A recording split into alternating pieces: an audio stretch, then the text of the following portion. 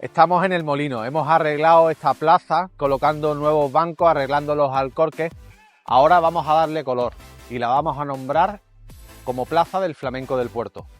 Aquí en Los Madrileños estamos arrancando esta obra que conectará el polígono con la barriada, creando además dos pasos de peatones para ganar aparcamientos a la barriada y además los próximos días pintaremos la señalización horizontal de todo el barrio. Aquí en Avenida de la Libertad hemos arreglado el acerado y ya solo queda este pequeño tramo. Vamos a terminar de arreglar los alcorques y luego los rellenaremos para que quede mucho más vistoso. Y acabamos la mañana visitando las obras del arreglo del entorno del Vallamar.